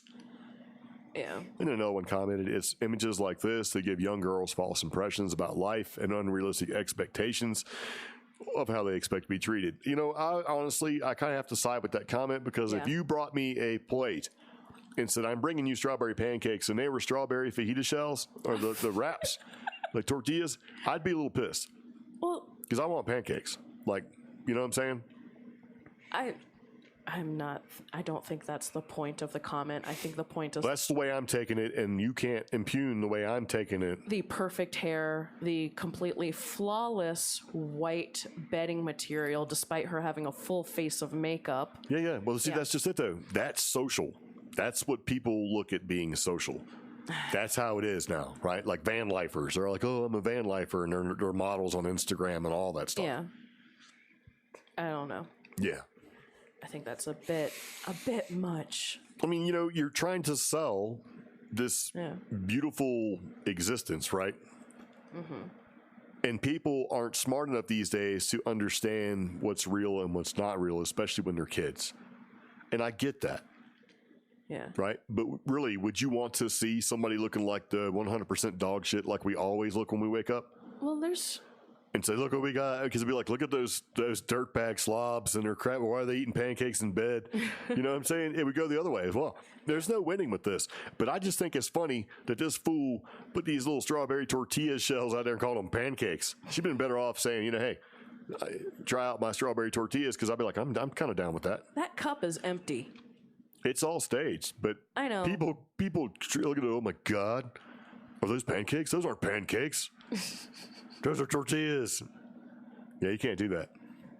You can't call tortillas. That's how you start a fight here in New Mexico. Yeah. So. What she should have said was strawberry crepes. Those little flat, stupid pancakes. Nobody would have said anything at all. I think it's funny that people are going so far as to send her death threats. Yeah. And then I don't see one, though. I don't. Yeah, like vile threats. Like, whoa, you know, what are you going to do, keyboard warrior? You know? But yeah, I thought that was kind of funny. Actually, I was like, what is the problem? And then when I looked at the picture, I'm like, those are tortillas. Those aren't pancakes. Yeah. You can't lie to a fat guy. Here, try these delicious, you know. Now, Mo brings up a good point. If you deep fry those tortillas with some cinnamon sugar, they are delicious. Stuff them with strawberries, that would be delicious. That'd be fantastical. And Dirk wants strawberry quesadillas. That would be good. But what would the cheese part of the quesadilla be? Cheese? Yeah. I like what he says in the comments. I mean, her cover was blown on her fakeness when she called herself an Instagram model. Yeah. That's true. Crema. That might be a little too sweet. I don't know. That might not be too bad. Yeah. I just think it's silly. You could put some Cool Whip on it. Well, Whip. You know what's funny? If you look at this... Oh, yeah, I guess you could use cream cheese. Yeah. Now, this is going to be a terrible but accurate example. If you look at, like, any of the Kardashians' Instagrams, I know everybody does not care for them, but even them post more realistic pictures than this girl. All of her pictures are highly edited and turned up and HDR'd or of course staged. But I like the comment from Brian where he's like, "I can't sit like that without getting cramps." Like, yeah. She's all stretched out there. I'm like, "Oh, yeah, that's true." Yeah. I can't sit like that either. So he's like, I will not look at that stuff. It's like, as soon as you see it, it's like, fake, move away, right? So that's what I do too. Yeah. So fake. So, but it is kind of funny. We should all hop on and take her for task for the unusual yoga-esque position. I think for all the fake stuff, we should just do hashtag strawberry fajitas. It's like, oh, it's nothing but strawberry.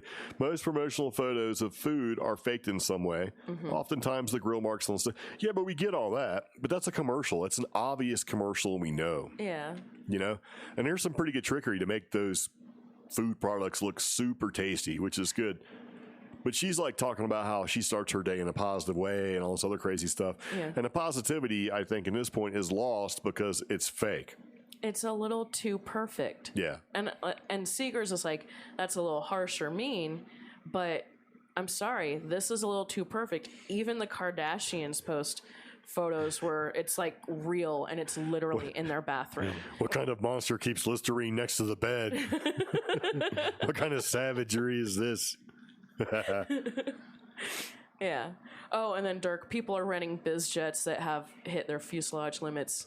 For Instagram photo shoots. It's mad. I've seen that. Yeah, there's a company out there where it's basically there is nothing other plane but the fuselage with the inside. And Little Bow Wow, the rapper, got busted for that. Yeah, you can go in there and like act like you're some jet setter out there. Because he posted photos of like some nice jet. And then literally 15 minutes later, some dude took a picture of him riding coach with him. Yeah. It's like, what's up with that? Which, I'm sorry, he's a kid, and he's working hard, but why are you going to lie? Is Little Bow Wow still a kid? He's a teenager. I think we should Googleize this. So, let's see how old Little Bow Wow. How you spell it? Lil Bow Wow age. Okay. First thing that pops up. Oh. No, That dude's 29 years old. Oh, dang. Okay. No, I'm sorry. 30? 31. Yeah. That's Little Bow Wow? Yeah. Yeah. Oh, Romeo Miller. Didn't I see him on like some kind of TV shows or something? Yeah. That dude's 31 years old. He needs to ride his ass in coach for the rest of us. But my thing is, why is he going to play like that? I mean... Well, it's all about the appearances, right? Yeah. Actually, you know what? Riding in coach isn't that bad. And see, that's the thing. If you're riding in first class, you look back at all them suckers back there. Hey, don't strike me. See, show that you're working hard. Show that you're trying to be a serious artist, but, the struggle's real, trying to break it. Yeah, but that doesn't always work, though. I don't know. Yeah. Do most planes even have coach anymore? It's kind of like general admission. Or business class. Yeah, you got like business class, but not really first class. Then you got like general admission. If you have like a leg injury, you can board the plane next. If you're wearing red, you can board the plane next, There's an update to that 23 Prospero. Little Tay, who her mom got busted and actually got fired by multiple clients because her mom was basically using their rented properties for Little Tay's videos. They all disappeared and went like dark for about 2 months. And now they're hoping to film a reality TV show as well as a documentary about Little Tay's rising from the ashes from the blunders. So okay, I don't even know who Little Tay is. She was the little kind of Asian kid that tried to front that she was a millionaire and making all this money. Oh. And she tried to get into it with the Cash Me Outside girl and one of the other girls. Oh, okay. Yeah. Yeah.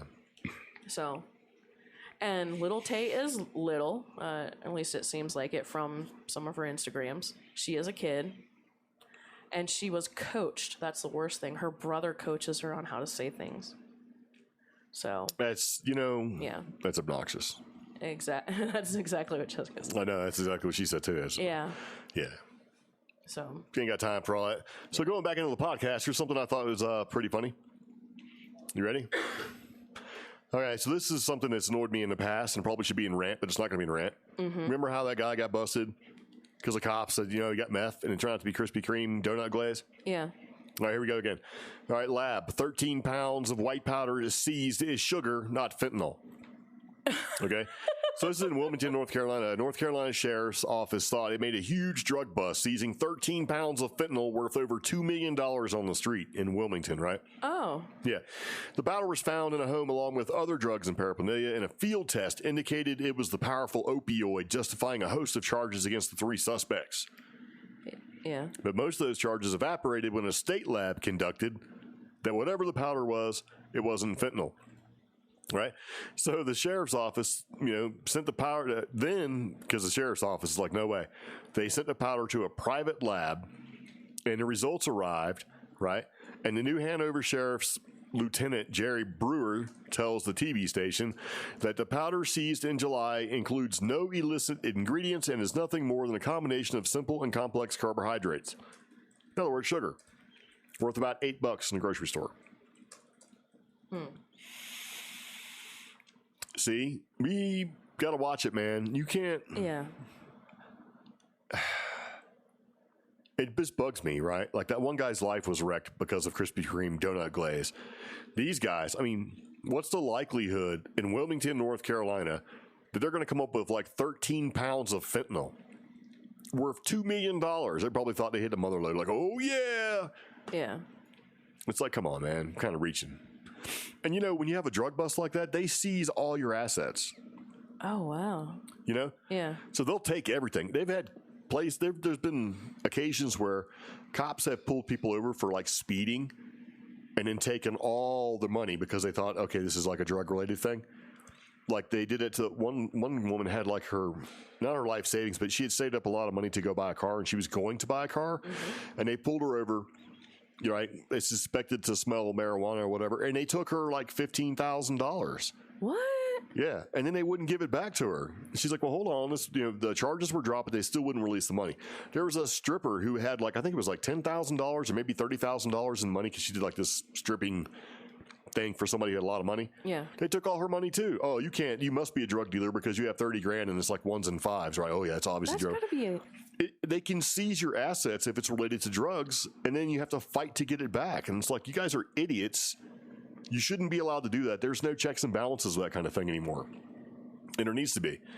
Remember that one time we took 10 grand to go buy a motorhome and we had it in cash? Yeah. If I would have got caught for speeding and if they had said, oh, you must be a drug dealer, they could have took the money. We probably never would have got it back. Oh. No, I don't like that kind of thing, man. Yeah. And Don't impugn on my freedom. Mo says, and they don't even have to give it back. Yeah, they don't. And you will spend more in court, and so will the state for you to even get it back. Yep. That's just, I can't deal with that.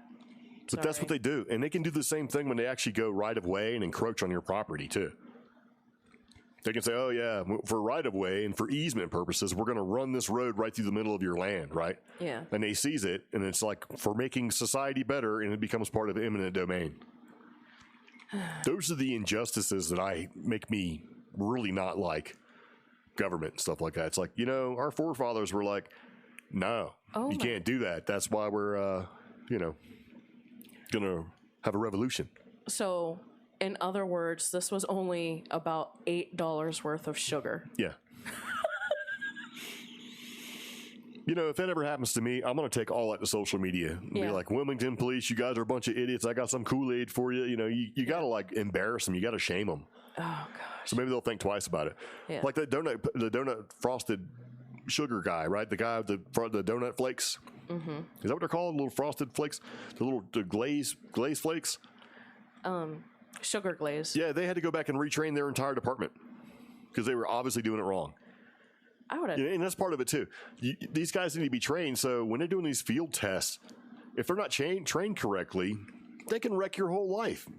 You know, put a little piece of donut glaze. Because I mean, Lord knows, man, we all got a little Krispy Kreme donut glaze floating around our car somewhere. That's why you don't consent to searches. Yeah. And if you even think the person's a moron, I need a sergeant here right now. Yeah. Then you better hope they're not a moron.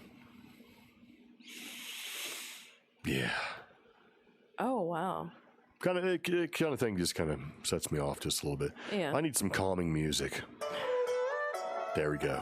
Some banjos, Asian banjos. Prospero is talking about what happens in Canada. Oh, Canada. Yeah, here in British Columbia, there has been an issue with gangs laundering money, taking hockey bags filled with $20 bills into casinos and cashing out. Oh, yeah, I think I read something about this. Using the clean money to buy property, then selling for profit. That's interesting. I wonder if that happens here in New Mexico. I'm sure it happens everywhere. Because we have reservations here. So, yeah. Yeah. Wow. Very nice. Like the sovereign citizens asking for a supervisor. Yeah, that's right. Yeah, it's funny, too, because people are like, I'm a sovereign citizen. I don't have to have a driver's license. Good luck spending $40,000 fighting that in court. Like the one guy who keeps fighting about income tax, and he finally has got to the point where he doesn't have to pay income tax anymore. And it costs this guy almost $2 million in court fees. Oh, my God. To not have to pay taxes. It's like, you know, sometimes there's a... Anyway. Yeah. Yeah. So anyway, going back into the podcast after that little bit of aggravation there, this is something I thought was actually pretty funny. Yeah. Yep. You know what it was? What? I don't know. That's what I'm asking. Do you know what it was? We're still talking. We're going to talk about the eyeball. Yes. There you go. Bionic eyeball. I need some bionic eyeball music. Okay. Let me see if I got any bionic eyeball music. Where is the bionic eyeball? I can't even find it. There we go. I don't know. Maybe I didn't even put it in there. It's in there. It's above stupid news. Yes. There we go.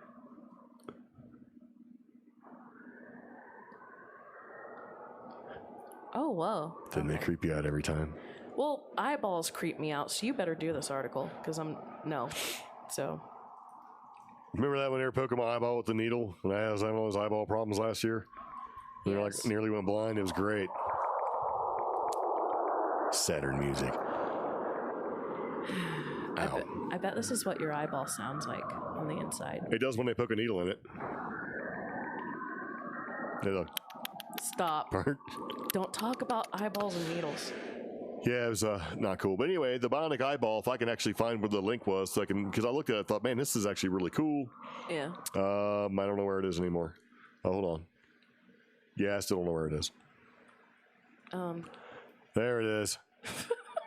I found it. So, okay, so here's make this pretty cool. Scientists have 3D printed a bionic eye that could soon let blind people see again. I thought this was actually really cool, and this happened at the University of Minnesota. Two things. This is really cool, and secondly, I didn't know there was a University of Minnesota. But anyway, they've developed a fully 3D printed bionic eye for the first time. Wait, it's actually 3D printed? Yeah. Like from a... Oh. It says it's a staple feature in many science fiction blockbusters, and now scientists have developed a fully 3D printed bionic eye. And of course, they believe that a bionic eye can let people see better. But Dr. Michael McAlpine says that basically is part of a study that he was in. Bionic eyes are usually thought of as science fiction, but we are now closer than ever using a multi-material 3D printer. Yeah. So, and it looks kind of neat too. Like, what? It looks like an eyeball. Gosh. To create the bionic eye, researchers started with a hemispherical glass dome. Then, using a 3D printer, right, they created a base ink of silver particles before printing photodiode semiconductors that convert light into electricity. Yeah. So, just like the sensor on a camera, which also has photodiodes and also photoreceptors and things like pixels and stuff like that. Yeah. When the light hits it, it powers it. Right? Oh. Yeah. And so when they took the 3D printed semiconductor, they can convert light into energy with 25% efficiency. Which doesn't sound like a lot right now, right? Yeah. But what happens is they've created a prototype with even more light receptors. And if they can find a way, they're going to print on a softer material that can be implanted into a real eye. So by taking the glass semi-hemispherical shape and printing on top of it, right, with those photodiodes, when the light hits it, it creates energy, right? And those energy nerve impulses is what they'll turn into, will be sent to your brain to translate it into seeing a picture. So if they can print more and more and more of these, and put more of these photoreceptors, these photodiodes, on like what they're saying, like a softer material, then as you're using your eye and the light hits it, it's going to take the energy, convert it into an image, just like a camera does. Just like a camera. Yeah. So isn't that great? Yes, it's amazing. It's just the idea of, so cameras take a single moment or video, which is a clip, and no matter what you call a clip, it's still way shorter than an entire day. They take that information and condense it into a digital format. And that digital or electronic information being processed by the brain, I can't even fathom that. Because we do it all the time. I mean, like a video camera. It's just like a video camera. Just imagining picking up the details of this is my laptop and here's some dust and, it's the amount of information that is. Yeah. But I mean, if you look at the picture they're using, they have they only have a small amount of photodiodes on there. I know. There needs to be like an imaging company that can basically maybe biomedically 3D print sensors for eyeballs. Yeah. Because I mean, why not? I thought that was really cool. It's like, okay, if they're doing that now, can you imagine in 20 years?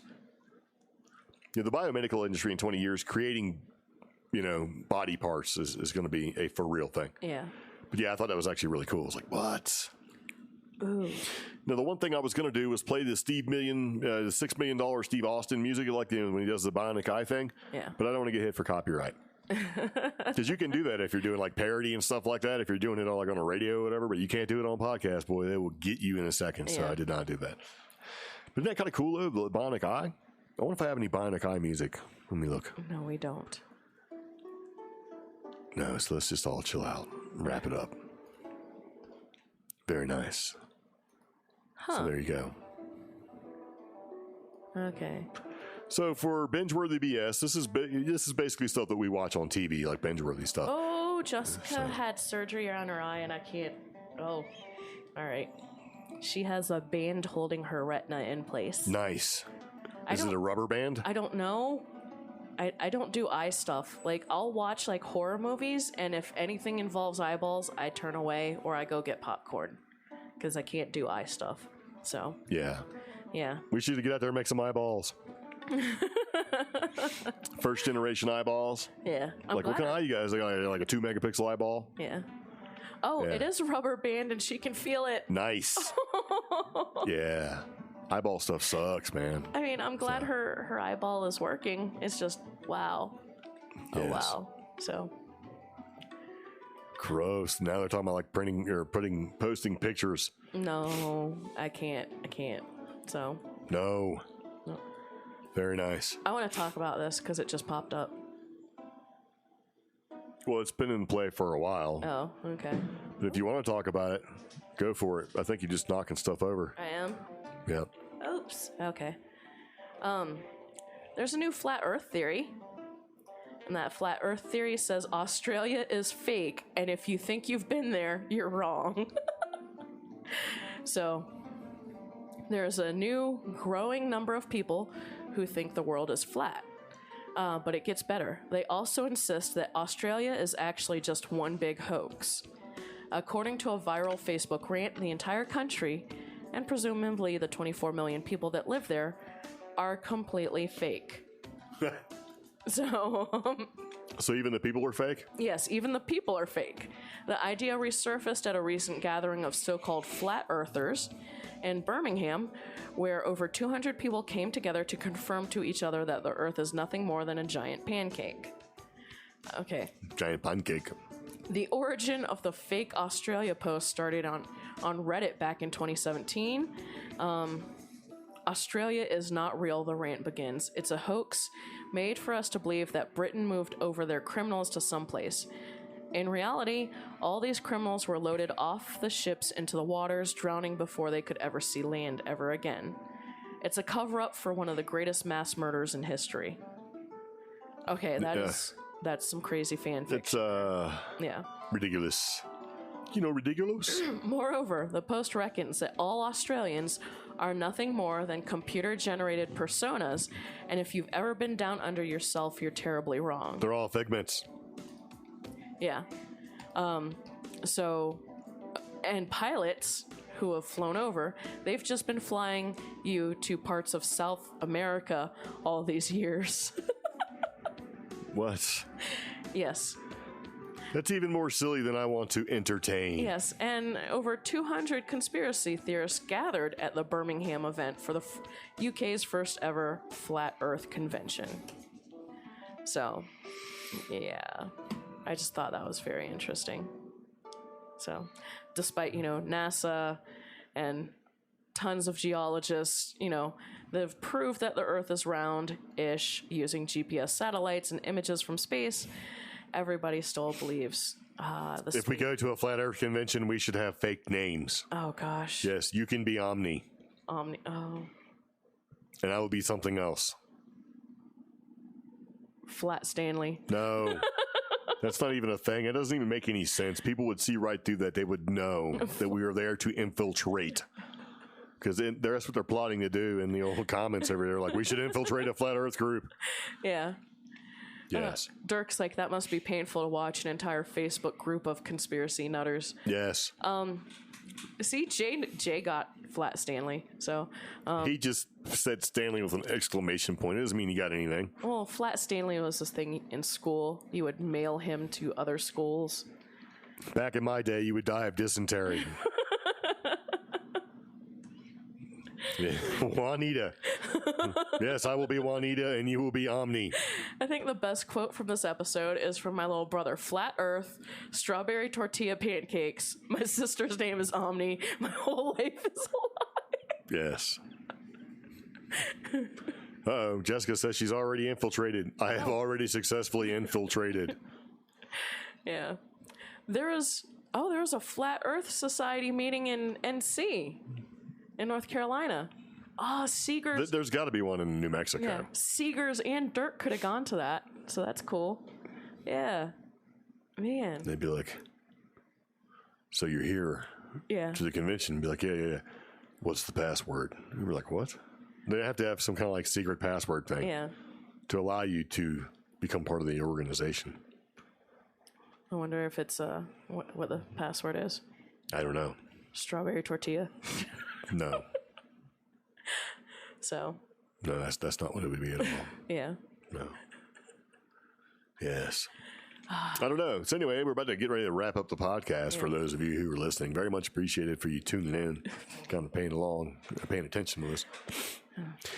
So it kind of is what it is. So here's the deal. So the next time we do this live podcast, it's going to be on the CreepGeeks YouTube channel. Mm-hmm. Not the Cheap Geeks. We just did it today so people could find us. Yeah. So if you're paying attention and you're in the chat, Prospero, I need you to subscribe to the CreepGeeks YouTube channel so that you won't miss anything. But if you are here and you've been paying attention, we very much appreciate it. So that's just kind of something we're doing. She's going undercover. She's answering questions to get into the Flat Earth Society groups. She's doing it right now? Yeah. Or I think she did. Already did it. Yeah. We have a comment. Today was a heavy participation day. I like it. That's right. Very, very nice. So, yes. I wish we Thank you all for watching another episode of the Short Attention Span Theater. I wish we could buy that name. But yeah. The Spooner says Creep Geeks should be a group. Strawberry Creep Geeks. How do we ban Montana? I'm not banning my little We brother. should ban him because I don't want that to be a thing. No. So, Creep Geeks group. Okay, well, we may or may not do that. Writer Terry Pratchett. Oh, hold on a second. Came up with the idea of Disc World, a galactic. What? A galactic type world like a pizza sitting on 4 giant elephants standing on the great space turtle Attn. Oh man, that's actually an old Hindi legend. Yeah, but the Native Americans also have that too. The whole Discworld theory, you pass through these different realms. wasn't that a movie where Uma Thurman was in it? I don't remember. I don't know. Yeah, well, she was a little kid though, so I don't know. now I gotta look up all the movies. So, speaking of movies, we actually watched the movie we haven't watched in a long time. You've never seen it. I watched it a long time ago, back in 1984. It was called Runaway. yeah. Yeah. It had Tom Selleck in it and what's his name? Gene Simmons. Yeah. And it was all about runaway robots. But in that movie, surprisingly enough, was lots of technology. Yeah. So it was kind of like you watch this movie from like 1984 and all the technology was relevant today in 2018. Yeah. Crazy. I'm like, for example, they had GPS, which has been around for a long time. I get it. But they also had geofencing. Well, personal security alarm systems. Personal security alarm systems. Anywhere. Yeah. What else did they have? Tablets. Tablets. What else did they have? Home assistant. You could speak and it would do whatever. Yeah, Roombas that make spaghetti. Yeah, they also had like regular personal assistant robots. Yes, that one, Dirk. So. What? He was like, "Oh, was that the one with the acid injecting robot spider thing?" Yes, it was. And Short Circuit was not much better. Short Circuit was basically not the same as what we're talking about here. Yeah. It wasn't. It was about, Five's alive, he gets hit and he gets basically his AI becomes thing and no. Yeah, but it was actually really good. EMF, like EMF bomb type thing. EMF bombs, drones. Yeah. There was just a bunch of stuff, man. It was like one thing after the other. Heads up display. Robots that could sniff out chemicals and bombs. Yes. A device that could sniff out certain smart or like war chemicals. Yes. Because that chick who, And they also had the little device that you could shoot and disable a car using the EMF. Smart bullets. Smart bullets, yes. Bullets, yeah. It was just like one thing after another. I thought it was funny because in '84 it was like, oh, okay, whatever. But here it is, 2018, and it's all relevant. Yeah. So the movie was made by DARPA? No, probably not. So, yes. Oh. Oh, there you go. I started watching the Grand Tour. That's coming back. I do like that show quite a bit. Can't wait. So that is something that we binge watched a while ago. So anyway, we are going to take a couple seconds here and tell you about where you can find us. Because we're getting ready to wrap up this podcast because I don't even know how long we've been going. Yeah. But it's been long enough. I bet the chicken is dry. Probably. Yeah. So why don't you tell everybody where they can get a hold of us? Oh, hold on. I have to scroll down. So if you'd like to comment about the show or send us a message, you can do that at omi@creepgeeks.net or .com. And then for Greg, it'll be greg@creepgeeks.com. If you have a business inquiry, that's going to be contact@creepgeeks.com. Also, join our Facebook group or like our Facebook page so you can get notified every time we go live. We are moving to the new YouTube channel within the next episode or so. Yeah, for the live stream. Yeah, for the live stream. We have opened a new Instagram for Creep Geeks. And that is going to be, it should be Creep Geeks Podcast. If you look for it, you'll find us. Yeah. Yeah, you can find me as The Ordinary Hiker on Instagram. Be sure to check the show notes for this episode. You can find out all the music and everything else we've done. And remember, you can call us and leave us a message for the show. We'll figure that out. It's 575-208-4025. And be sure to visit us at creepgeeks.com. Music for this podcast episode is licensed under the Creative Commons by Attribution 3.0 license or licensed under Creative Commons by Attribution 4.0 license. Links to all the music used will be in the show notes for this podcast episode. And that's about it. Very nice. Yep. So I think what we're going to do is going to take a second and we're going to get out of here. So if you have any questions, comments, concerns, please contact us, let us know. We'll be doing this again on Sunday, same time. So if you want to join in, please, by all means, you are certainly welcome. So as Helena says, au revoir. I don't know how to say that. Au revoir. I can't say hors d'oeuvres either. Hors d'oeuvres. Au revoir. Yeah, au revoir. Au revoir. Au revoir. Okay. Anyway, thank you very much for listening. See you later. Take it easy. Bye-bye. Bye.